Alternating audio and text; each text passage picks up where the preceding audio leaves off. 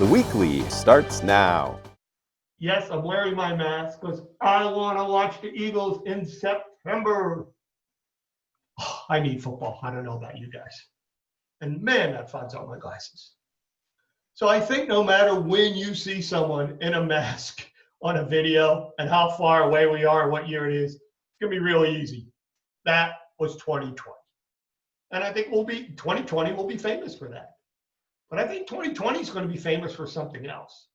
I think 2020 is going to be famous for driving a ton of innovation into our marketplace.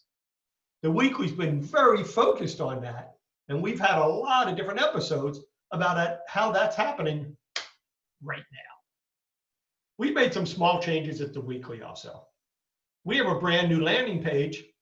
We think it's cool. Why don't you go check it out and let us know what you think? We're also doing our entry points to the segments just ever so slightly different. I'm going to be making an introduction, and then there'll be 3 different segments that you can watch in any order that you want. We used to put them into one show, but honestly, the feedback was, hey, let me watch what I want to watch, or let me just watch the ones I want to watch. It makes a ton of sense. So we separated them out, and you can watch them in any order that you want, or the ones that interest you. The nice thing is, you can find them on Horizon TV or on YouTube. So whatever ones make the most sense for you. Also, as usual, you can watch them on demand on Horizon TV. So it's all out there. So let's talk about today's show. These are 3 different stories about how businesses are changing right in front of our eyes. In our first segment, Denise Durson talks to Chad Sanschagrin about sales training and how, you want to know something? It shouldn't just be for challenging times. You better be doing it in good times too.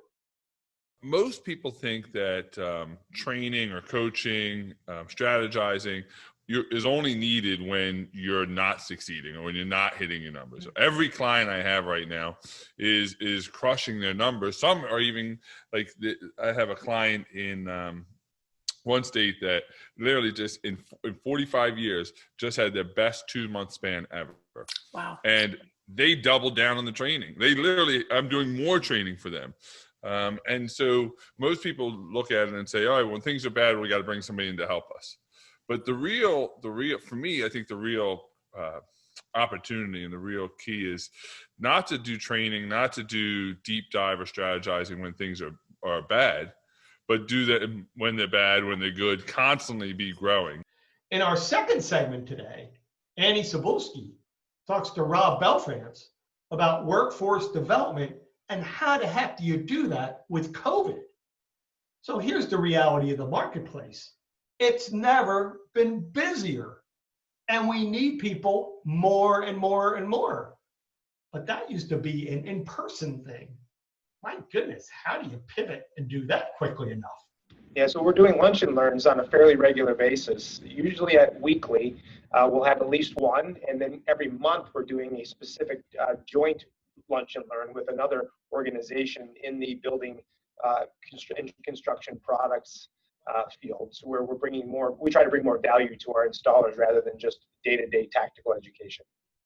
We finish up today's segment talking to Erica Taylor, and she is a case study about a mid-size remodeler that's going to become a franchisee. Chad and Diane Hatfield give you the ins and outs of, does it make sense?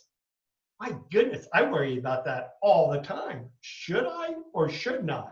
Allaire believes in a lean model, and that's part of a well-running business, is not to carry a lot of overhead if you don't need to.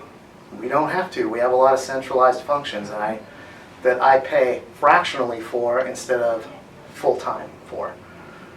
So we knew when we made this decision, we said, we're probably going to go from 15, we may go all the way down to 5 or 6. And that's exactly what wound up happening.